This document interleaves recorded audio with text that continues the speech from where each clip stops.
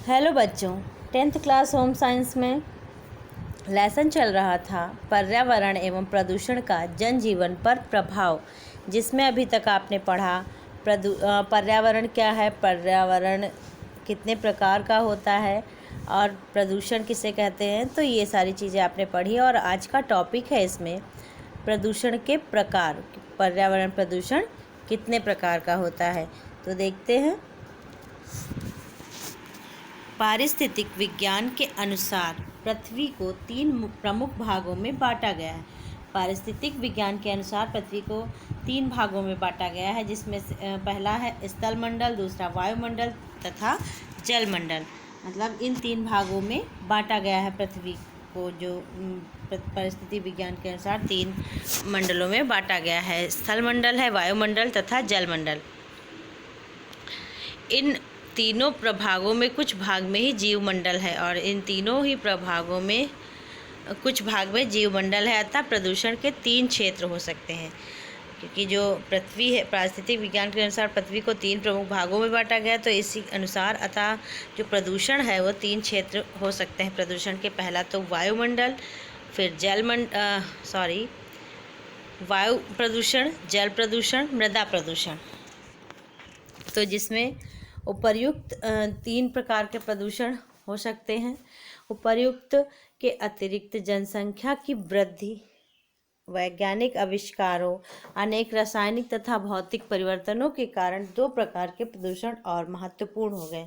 और उपर्युक्त के अतिरिक्त मतलब जो ऊपर वायुमंडल, वायु प्रदूषण, जल प्रदूषण और मृदा प्रदूषण के अतिरिक्त जनसंख्या की वृद्धि, वैज्ञानिक आविष्कारों, अनेक रासायनिक तथा भौतिक परिवर्तनों के कारण 2 प्रकार के प्रदूषण और महत्वपूर्ण हो गए। मतलब बढ़ती हुई जनसंख्या और वैज्ञानिक आविष्कारों एवं रासायनिक तथा भौतिक परिवर्तनों के कारण 2 प्रकार के प्रदूषण और हो गए, जिसमें से ध्वनि प्रदूषण और रेडियो प्रदूषण। तो सबसे पहले हम बात करते हैं वायु प्रदूषण की। वायु प्रदूषण किसे कहते हैं, देखते हैं।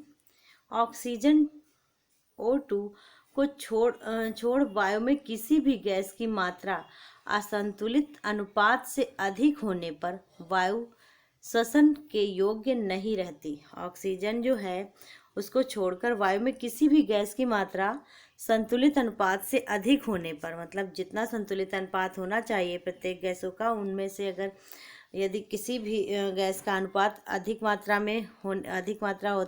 अनुपात में होता है तो वायु श्वसन के योग्य नहीं रहती। तो जो हवा है या ऑक्सीजन है ये सांस लेने के योग्य नहीं रह जाती, श्वसन क्रिया के योग्य नहीं रह जाती। अतः वायु में किसी गैस की वृद्धि या अन्य पदार्थों का समावेश वायु प्रदूषण कहलाता है।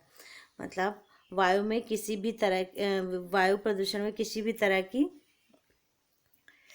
वायु में किसी भी गैस की वृद्धि या अन्य पदार्थों का समावेश वायु प्रदूषण का कारण या वायु प्रदूषण कहलाता है। वायु प्रदूषण में किसी भी तरह की जो गैसों में जब बहुत सी अशुद्धियां मिल जाती हैं या फिर ऑक्सीजन को छोड़कर वायुमंडल में किसी भी गैस की मात्रा असंतुलित अनुपात में हो जाती है, अधिक मात्रा में हो जाती है, तो वो जो वायु होती है वो ऑक्सीजन के श्वसन के योग्य नहीं रहती। अतः वायु में किसी भी गैस की वृद्धि या अन्य पदार्थों का समावेश वायु प्रदूषण कहलाता है। तो बच्चों ये हुआ वायु प्रदूषण। और अब हम इसमें वायु प्रदूषण के जो कारण हैं, किन किन कारणों से वायु प्रदूषण होता है, तो इन सब चीज़ों की बात हम अगली वीडियो में करेंगे कि नेक्स्ट वीडियो में आप पढ़ेंगे कि वायु प्रदूषण के कारण क्या क्या हैं। Thank you.